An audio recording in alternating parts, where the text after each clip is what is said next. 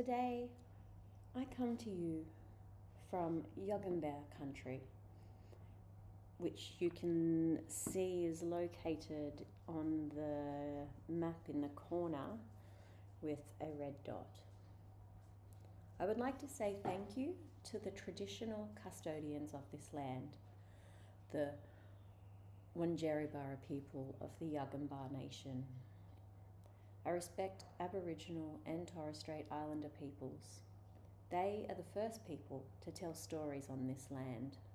It is important to stop and say thank you because it is a reminder that every day we live, work and dream on unceded Aboriginal land. Saying thank you is one small way to help. It can help stop the hurt from a long time of excluding Aboriginal and Torres Strait Islander peoples. I'd like to think about what country you're on today. Who was there? What stories were told? An access check is something we would do if we were together in real life. Today, just know that you can put the captions on using the YouTube closed captions function. 3 things about me, Casey Gray, the person who is talking. I am a disability advocate. I work with community to get easy language bookshelves into libraries and bookshops. I often feel like I have too many ideas and not enough time to work on them. What we will do today. Today we'll talk about what I mean when I say easy language. We will talk about the importance of making it easier and how to do that. We will write a story outline with an easy template. We will talk about where to get pictures from, and we would have shared our story ideas.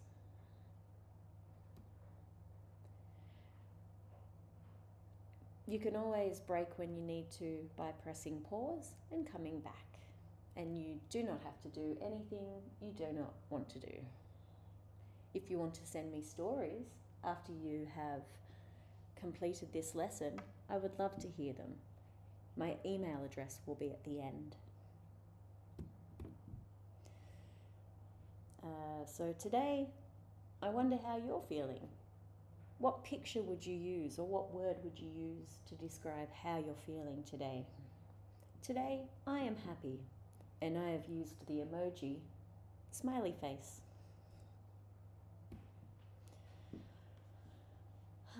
There are lots of ways we can make information easy, and one of the ways we do that is by using easy language when we're writing. When I think about easy read, I think about the top picture where you might have up to 4 points on a page, and each sentence comes with an image. Easy Read was designed by and for adults with learning disability in the UK, or we say intellectual disability in Australia and New Zealand. The next thing, easy language, is called Easy English. A lot of people think that these are the same things, but there are little differences in format and number of words used and number of pictures per sentence. In easy language, we can make hard documents written in plain language or plain English.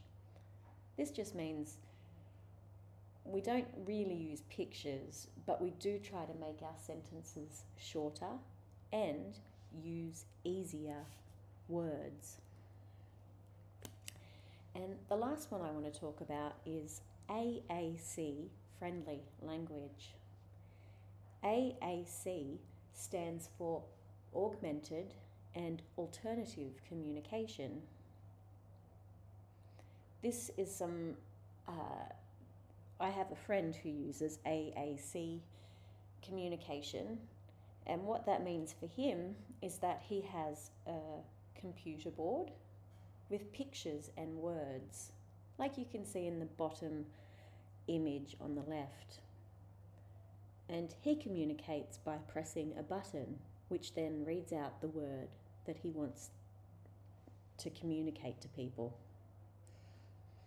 I'll show you examples of how I have used AAC friendly language in my book called Hug a Crab.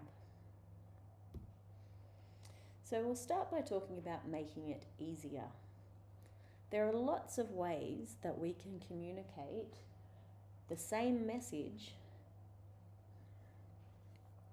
One of the ways that we can communicate is to use long sentences and complicated language. We might even sometimes add information in that we don't even need to use to communicate the message. So in the top sentence, we have Fred often voices the ideas Eddie hasn't said out loud yet. I don't know about you, but I find that can be a little bit confusing. What does voices mean in this sentence? The next sentence says the same thing, but uses more concrete or everyday language. It says, Fred speaks out loud the thoughts that Eddie keeps in his head. I think that makes it a little bit easier to understand. But if you look at the third sentence at the bottom, we use less words and very common language. Fred says things Eddie is thinking. So to make things easier to read or understand, we use less words and words that are more common.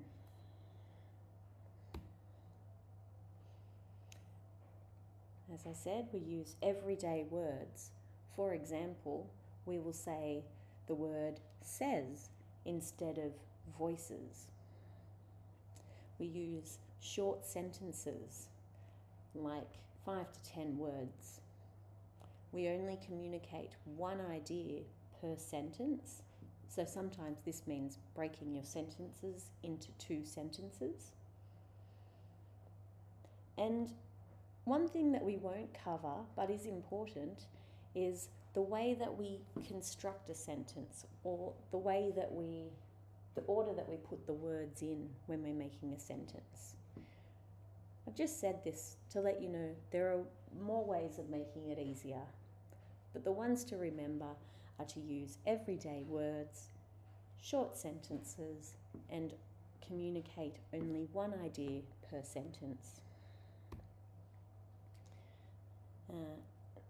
This is another slide which shows us that we can say the same thing in many different ways, and we don't need lots of words or lots of pictures to communicate an idea.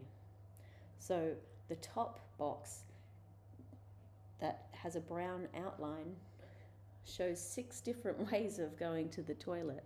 Some of them are a bit funny, but what it wants us to know is that the only way to use this toilet is to sit on it, which is easily communicated using only 2 pictures down the bottom. The green box shows us that lots of words and no pictures can also be very unhelpful. So AAC friendly.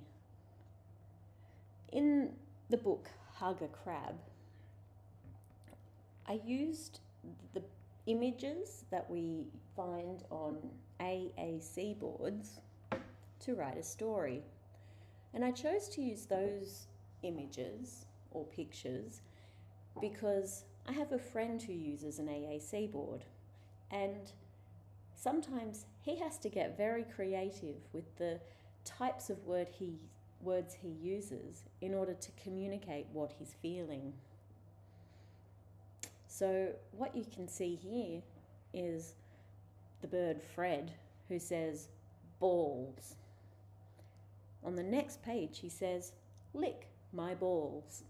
And so lick my balls is not an image you would find on my friend's AAC board, but he gets clever, and if he wants to be sarcastic or express that he doesn't like something, he can use two images: the image for lick and the image for balls, and combined we get his message. I like to use those pictures because there are lots of people in the disability community who do use them.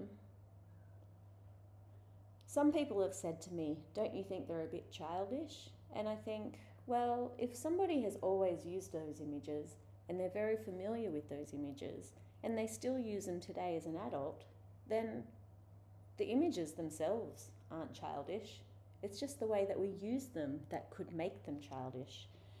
But I think my example of Fred's comment regarding the balls shows, even though the symbols might look childish, the messages or the information really isn't. In the next two examples, you can see my book called Bro and Sis Adventures, and it is written in the Easy Read format. I have chosen in this book to use photos together with words.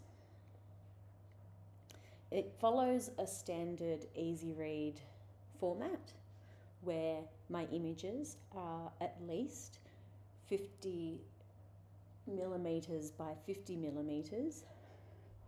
I tried to use 5 to 10 words only per sentence. I tried to make sure I only had one message per sentence. And I also tried to make sure that I had lots of white space around the words and the images. In this book, the text I used was size 14, but now I like to use a bigger text and bigger images. So I've used the Easy Read format to write the story of me and one of my best friends, Lee. It's a real story, but you can also be very creative, and I've started using the Easy Read format for stories that we call fiction or stories that I have made up. The last Easy Read example is an Easy Read poem that I wrote. So what I wanted to show here was that you can use Easy Read for policies and procedures and to learn about things like seeing a doctor. You can also use it for storytelling and for poetry. In a story, you have a beginning, a middle, and then an end. Where with poetry, you're just trying to express ideas and talk about your feelings. And it doesn't have to have a beginning, middle, or end. And you can be very creative with the way that you use your words and your pictures. So, remembering how we make something easier to understand is to use everyday words. We use short sentences, and we only use one idea per sentence.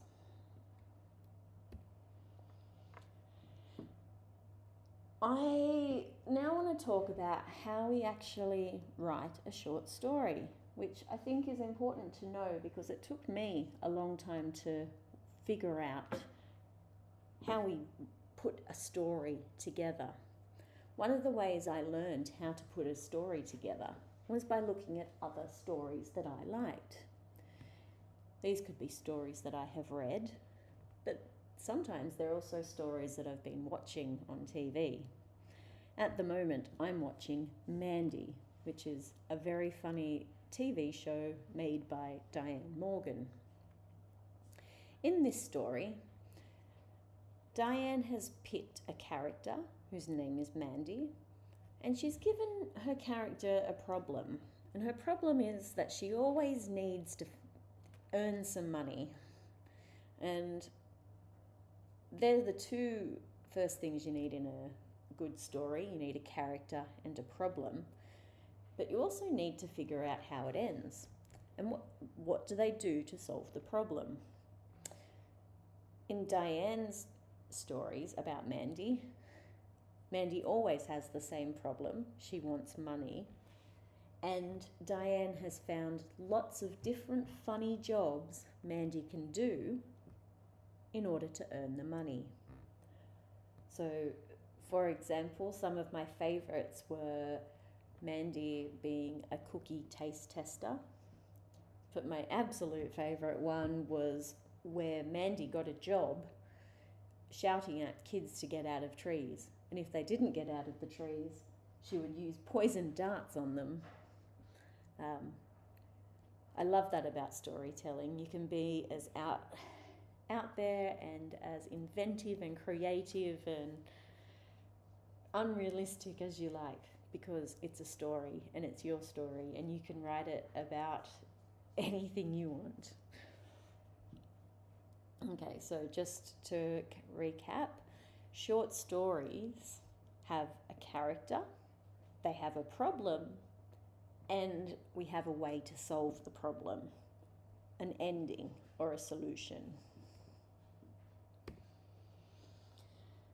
I would like you to think for a moment about any stories you have been reading or watching on TV.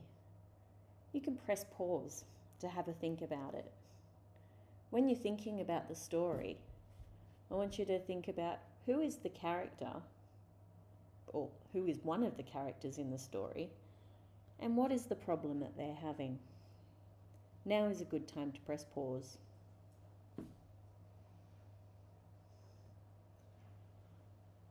Hopefully you've had time to press pause. And now we can think about what your examples are by thinking about these prompts. I've written this for people who may or may not know a person with disability, but who want to write a story for a person with disability. So if I didn't know anyone with disability, or if I didn't have a disability myself, I might think about people who did, like family members, neighbours, friends, disability advocates that I see on TV or in the newspapers, maybe even someone I follow on TikTok. Then I'd look at what kind of problem are they having. It could be a real life problem or a made up problem. In this example, I'm going to say that me, Casey, is the character, and the problem that I have is that I really want to go to the toilet. Now, there could be lots of problems that stop me from getting to that toilet. In this example, I've thought, well, maybe my Casey character today can't find the toilet, it's too far away. Or maybe they get into the toilet and there's no toilet paper. Maybe she's at the toilet but the door won't close or lock. Maybe her pants fall down on the way to going to the toilet. Or maybe she sits on the toilet and then jumps right back up again because it started singing to her when she sat on it. As you can see, there are lots of problems. Some of them are real life problems. Some of them are a little bit made up. Another thing we can do when we get stuck for thinking of stories is that we can find pictures that we really like and then make up a story about the picture. And sometimes from there we can make a great story with a character, a problem, and a way to fix it. So perhaps you can choose one of these pictures or more and write a sentence about the picture. Now would be a good time to press pause, choose a picture, and make up a sentence.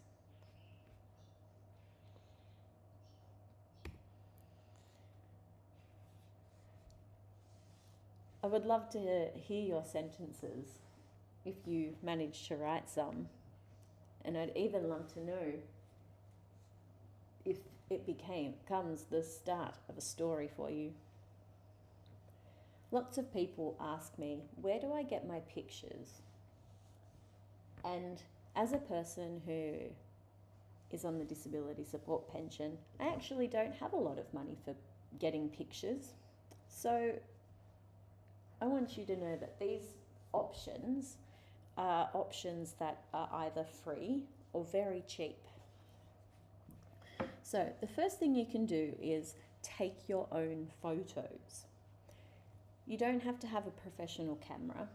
You can just use your iPhone or your smartphone. Some of the things I think about when I'm taking my own photos that makes it easier to use in the story is to have good light.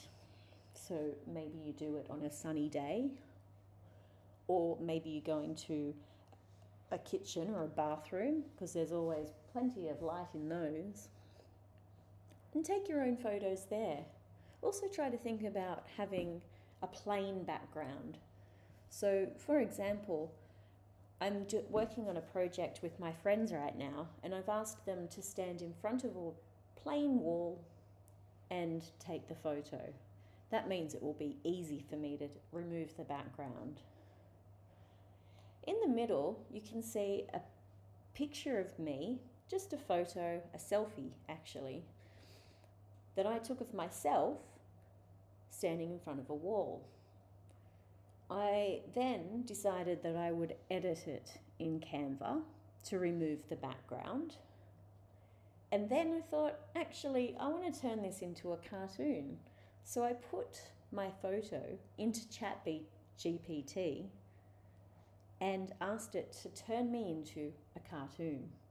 And that's what I got, the picture of me standing in front of the green wall. Those are free options, but you can also get a Canva subscription.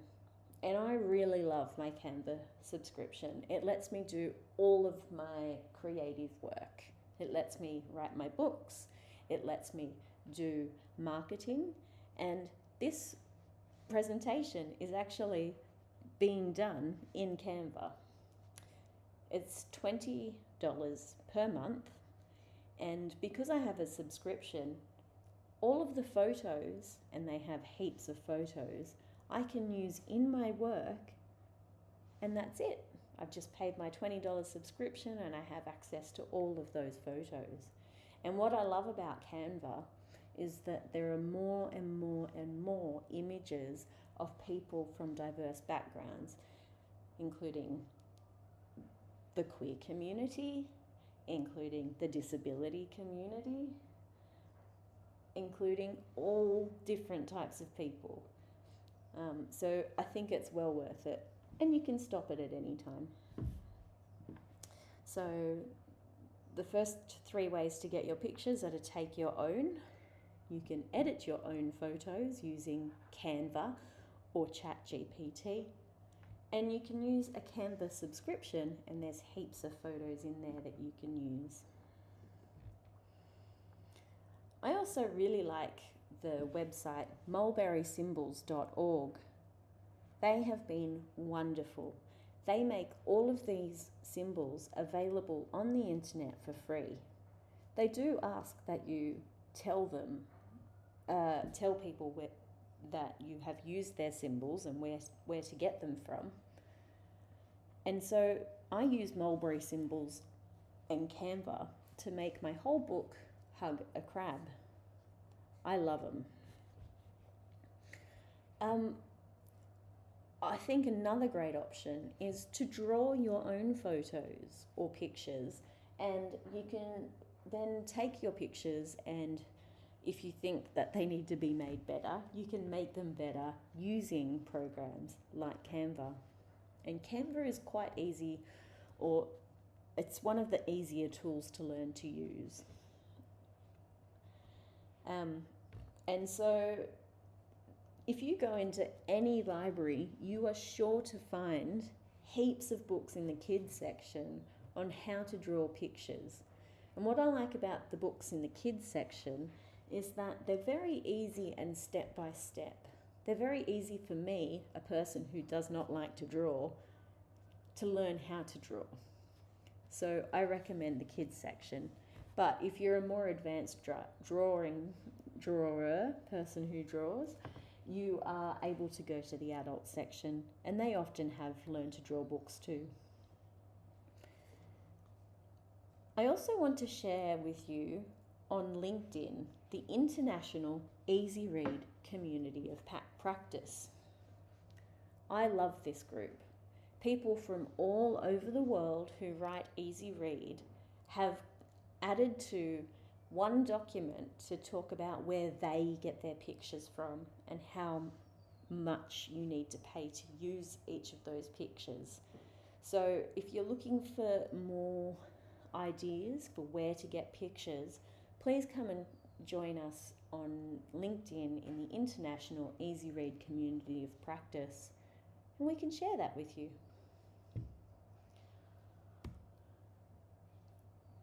Now we want to put it all together. So far we've talked about how to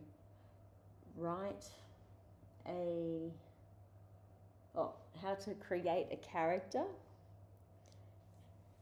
the fact that a character needs to have a problem, and that we need to know how it ends or find a solution. So I'm going to add a couple of more steps so that you get a better outline for your story. We're going to call this the 5-step story map. First, we need to know who is in the story. Who is your character? We've talked about we need to know what their problem is, but where does this problem happen? Does it happen in a public park where Mandy is shouting at kids to get off the trees? Or maybe it's in the biscuit factory where Mandy's trying out biscuits as a job. So we want to know who is the character, who is in the story, where their story is taking place, like the biscuit factory. What problem are they having? What do they try to get over the problem? What's the action? And how does it end? Do they manage to solve their problems? Or is it a story that is to be continued and they haven't quite figured it out yet? So now would be a great time to press pause and answer these 5 questions to create your own 5-step story map.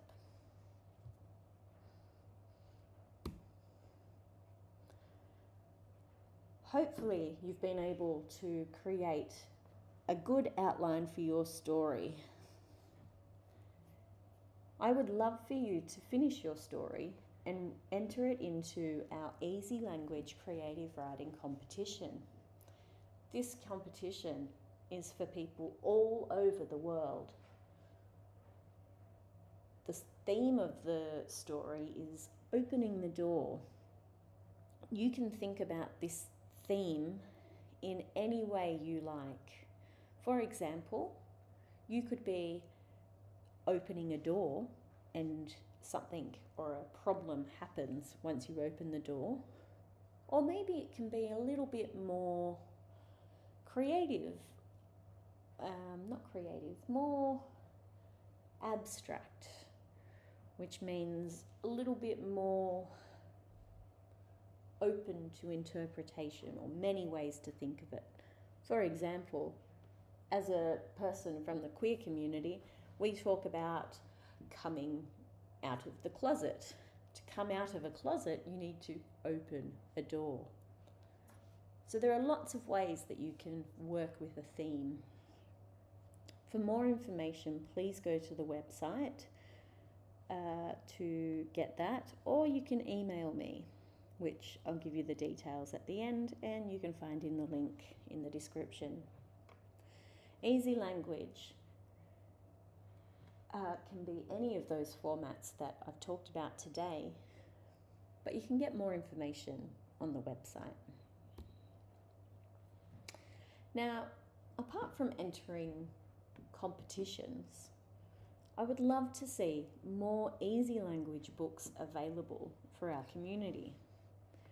Ways that you can do that is send your story to publishers. Publishers right now are having a hard time getting into the swing of publishing easy to read stories. So it might be hard to get someone to say yes. You will probably get lots of no's first. Another way to do it is to self-publish, which is really made very easy. I use Ingram Spark, but if you put self-publishing into your Google browser or your search bar, you will have lots of different options to choose from. I like Ingram Spark because I don't have to pay any money or much money up front, and I can print one book or I can print lots of books. Another thing that people do, and there's quite a big community of people who do this, is you can create a zine.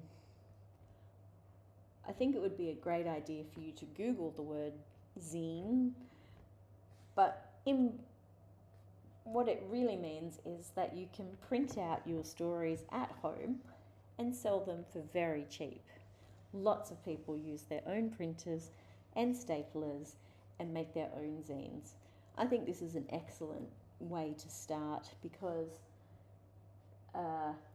you can be as creative as you want and nobody can tell you to do anything differently. You get full creative control. So that's to get your work out there, enter some competitions, open up any book in the library and you'll see the name of the publishing people on the printing information page. You can self-publish with places like Ingram Spark, and you can print your own at home.